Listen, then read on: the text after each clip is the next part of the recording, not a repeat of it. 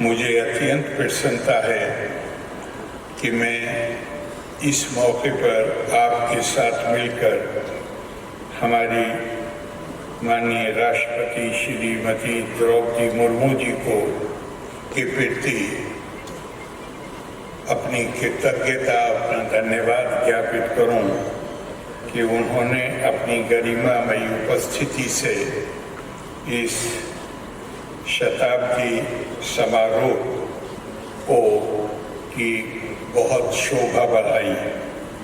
मुझे उन सभी मेहमानों का भी स्वागत करना चाहिए जो देश विदेश से यहाँ पधारे हैं लंबी यात्रा करके। मैं उन्हें अपनी शुभकामनाएं देता हूँ और आशा करता हूँ कि वो जितने दिन यहाँ रुकेंगे यहाँ केवल अपनी मौजूदगी का आनंद ही नहीं लेंगे बल्कि पुराने दिनों की यादों को भी ताज़ा करेंगे जब वो यहाँ पे विद्यार्थी की हैसियत से उन्होंने समय बिताया था। अभी आपको माननीय मुख्यमंत्री जी और माननीय स्वास्थ्य मंत्री जी ने बताया कि जब से ये संस्था स्थापित हुई है इसमें बहुत से प्रगति और विकास के कार्य हुए हैं और जो नई घोषणा है बिहार सरकार की वो हमें उससे गर्व की अनुभूति होती है कि आने वाले दिनों में ये कॉलेज, इसके पास जो अस्पताल होगा वो दुनिया का दूसरा सबसे बड़ा अस्पताल होगा। साधारणतया दुनिया में लोग ये कहते हैं कि भारत के लोगों की रुचि, उनकी दिलचस्पी परलोक के मामलों में ज़्यादा होती है, अध्यात्म के मामलों में ज़्यादा होती है। लेकिन वो सही है, गलत नहीं है। हमारे मनीषी, हमारे महर्षि, हमारे थॉट लीडर्स वो हमारे लिए एक बहुत बड़ा सरमाया इसीलिए छोड़ के गए हैं। हमारी सांस्कृतिक विरासत है जहां उन्होंने खुद ये प्रश्न किया कि मैं कौन हूँ। तो वो जो सोच है दुनिया की वो गलत नहीं है, लेकिन यहाँ जो इतनी बड़ी उपस्थिति है वो ये दर्शाती है कि जितनी हमारी रुचि अध्यात्म में है, जितनी हमारी रुचि ये जानने में है कि हम कौन हैं, हमारे जीवन का उद्देश्य क्या है, हमारी रुचि इस जीवन में और इस जीवन से जुड़ी समस्याओं का समाधान ढूंढने में भी कम नहीं है और ये इतनी बड़ी संख्या उसको दर्शाती है। अगर हम अपनी सांस्कृतिक विरासत की तरफ लौटें तो हम देखेंगे कि हमारे यहाँ चिकित्सा से संबंधित ज्ञान को आयुर्वेद कहा गया, जिसका मतलब है जीवन का विज्ञान, आरोग्य शास्त्र। ये स्वास्थ्य का, जीवन का विज्ञान है और स्वास्थ्य का मतलब केवल बीमारी की अनुपस्थिति नहीं होता है बल्कि इसका एक सकारात्मक दृष्टिकोण है, जिसका मतलब है कि जीवन से जुड़ी हुई चीजों में रुचि लेना और उसमें चाहे मानस से जुड़ी हुई चीजें हों, चाहे अध्यात्म से जुड़ी हुई चीजें हों, उन सबको पूरी तरह से, जैसे हमारे यहाँ कहा गया, तपा स्वाध्याय निरितम, ever devoted to the pursuit of knowledge, तो उसको आगे बढ़ाना ये हमारी सांस्कृतिक विरासत का हिस्सा है। और यही कारण है कि भारत खास तौर से स्वतंत्रता प्राप्ति के बाद हमारा ये निश्चय रहा है कि हम अपने जो स्वास्थ्य की सुविधाएं हैं उनमें हमें ये एहसास रहा है कि हमारे यहाँ स्वास्थ्य की सुविधाएं नहीं थी, हमें उन्हें बेहतर करना है। उन्हें जिस तरह दुनिया के विकसित देशों में ये सुविधाएं उपलब्ध हैं, इसी तरह हमें अपने लोगों को भी ये सुविधाएं उपलब्ध करानी है, क्योंकि हम ये मानते हैं कि बगैर शरीर के स्वास्थ्य के ये संभव नहीं है कि मानस और आत्मा दोनों का विकास हो सके, वो संभव नहीं। धर्मार्थ कामा मोक्षाणाम आरोग्यम मूलम उत्तमम। और दूसरी जगह हमारे यहाँ कहा गया है शरीरम माध्यम खलु सर्वथास धर्म साधना, अर्थात ये केवल एक स्वस्थ शरीर के माध्यम से ही ये संभव है कि हम जीवन के दूसरे कार्यकलापों को सफलता के साथ कर सकें, हम उनको कुशलता के साथ कर सकें, और उसके लिए शरीर को स्वस्थ रखना अत्यंत आवश्यक है। हमारे एक बहुत बड़े महर्षि पतंजलि ने, जिन्होंने योग सूत्र लिखा है, उन्होंने व्याकरण के ऊपर भी लिखा है और चिकित्सा पद्धति के ऊपर भी लिखा है।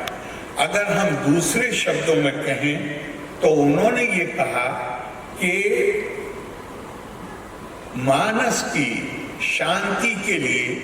योगा आवश्यक है, वाक सुबोधिता, अपनी बात को अच्छी तरह कहने के लिए व्याकरण का ज्ञान आवश्यक है, और दवाइयों का ज्ञान इसलिए आवश्यक है ताकि अपने शरीर को स्वस्थ रखा जा सके। वो जिस बात पे वो जोर देते हैं वो ये है कि मानव को अलग अलग करके नहीं देखा जा सकता, वो उसके को संपूर्ण, जिसे कॉम्प्रिहेंसिव कहते हैं, वो दृष्टिकोण से देखने की जरूरत होती है, जिसमें उसका माइंड, बॉडी, स्पिरिट ये सब कुछ शामिल है, और वो सही मानों में स्वस्थ तभी हो सकता है जब ये तीनों मानस, शरीर और स्पिरिट, उसकी आत्मा,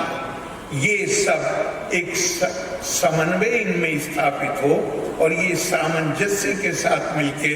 कार्य कर सके। मुझे पिछले 3 दिन में जो लोग इस उत्सव में शरीक हैं, उनमें से बाहर से जो लोग आए हैं, डॉक्टर हई साहब की मेहरबानी से उनमें से बहुत से लोगों से मिलने का अवसर मिला, और मैं ये कह सकता, और ये वो हैं जो इस कॉलेज के पुराने छात्र रहे हैं, और मैं ये कह सकता हूँ कि इन लोगों में उनके अंदर they display remarkable qualities of mind and spirit. उनका मानस, उनकी आत्मा, जो उनकी सोच है, वो उन्होंने केवल जहाँ भी वो दुनिया में काम कर रहे हैं, उन्होंने केवल अपने जो उनका प्रोफेशनल फील्ड है उसमें ही केवल कौशल का प्रदर्शन नहीं किया है और अपने लिए एक बड़ा नाम कमाया है, रेपुटेशन कमाई है, बल्कि मैंने देखा कि उनका दिल अपनी मातृभूमि के लिए धड़कता है, वो भारत के लिए सोचते हैं, वो बिहार के लिए खास तौर से सोचते हैं, और वो ये अपनी जिम्मेदारी को महसूस करते हैं कि जिस समाज ने उनके व्यक्तित्व के निर्माण में इतनी बड़ी भूमिका अदा की है,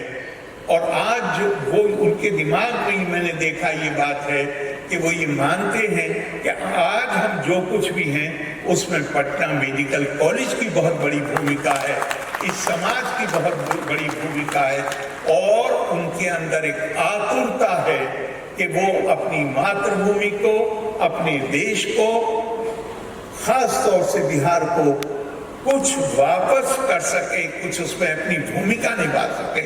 और लगभग जितने लोगों से मेरी बात हुई मैंने देखा कि वो कहीं ना कहीं किसी अस्पताल के साथ, किसी प्रोजेक्ट के साथ उन्होंने अपने आप को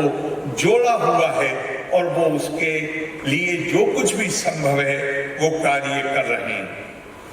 इनको देखकर मुझे, इनसे बात करके, देखा तो उतना ज्यादा नहीं लेकिन उतनी देर बात की, उससे मुझे गीता का एक श्लोक याद आया, इष्टान भोगान हीवा देवा दास यंते यज्ञ भाविता ते दत्तान अपिर्दाया ऐभ्या या भूंकते इस्तेनावा। गीता में भगवान श्री कृष्ण अर्जुन को कहते हैं कि अर्जुन, जो भी व्यक्ति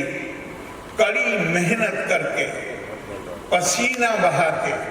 अपनी इच्छित वस्तुओं को मेहनत करता है तो उसे प्रकृति ऐसे साधन पैदा करती है जहां उसे उसकी इच्छित वस्तुएं, डिजायर्ड ऑब्जेक्ट्स ही इज एबल टू अटेन, उसे वो इच्छित वस्तुएं मिल जाती हैं। लेकिन जो व्यक्ति अपनी मेहनत से कमाई हुई इन इच्छित वस्तुओं को दूसरों से साझा किए बगैर केवल खुद उसका उपभोग करेगा, उसकी हैसियत चोर से ज्यादा की नहीं है। ये हमारी संस्कृति का मुझे लगा कि ये, मैंने जिन डॉक्टरों से बात की, मुझे लगा कि उनके दिमाग में भारतीय संस्कृति की ये शिक्षा पूरी तरह बैठी हुई है और वो उन्होंने जो नाम कमाया है, जो रेपुटेशन कमाई है, जो गुडविल कमाई है, उसका वो पूरा इस्तेमाल बिहार के लिए और भारत के लिए करना चाहते हैं। मैं उन्हें अपनी सारी सद्भावनाएं देता हूं और ये मुझे विश्वास है कि अपने इस काम में वो बहुत कामयाब होंगे। रोमन फिलोसोफर सेनेका ने कहा है कि हम डॉक्टरों को जो पेमेंट करते हैं, उनकी फीस अदा करते हैं, ये तो केवल उनकी जो शारीरिक मेहनत है उसके लिए, लेकिन उनकी करुणा, उनके अंदर जो करुणा भाव है, उनके अंदर जो अनुकंपा का भाव है, उसके लिए हम सदैव उनके ऋणी रहे, हम हमेशा उनके कर्जदार रहे। और भारतीय संस्कृति इससे आगे जाके कहती है, भारतीय संस्कृति कहती है, शरीरे जर्जरी भूते व्याधि ग्रस्ते कले बरे औषधम जानवी तेवं वैद्यो नारायण हरे। भारतीय संस्कृति कहती है कि एक व्यक्ति जो अस्वस्थ होता है उसके लिए दवाई गंगा के जल की तरह पवित्र है और डॉक्टर उसके लिए उसका भगवान का स्वरूप होता है उसके लिए। तो हम केवल आपके प्रति अपनी कृतज्ञता ही व्यक्त कर सकते हैं, आपका कभी बदला नहीं दे सकते उन सेवाओं के लिए जो सेवाएं आप समाज को देते हैं। इन शब्दों के साथ मैं एक बार फिर आपको अपनी शुभकामनाएं देता हूं, मंगल कामनाएं देता हूं और आशा करता हूं, विश्वास है बल्कि माननीय मुख्यमंत्री और माननीय स्वास्थ्य मंत्री के ऐलान के बाद कि ये पटना मेडिकल कॉलेज पूरे देश में एक दूसरों के लिए भी राह दिखाने वाली संस्था बन के उभरेगा। लोका समस्ता सुखिनो भवन्तु। धन्यवाद। जय हिंद।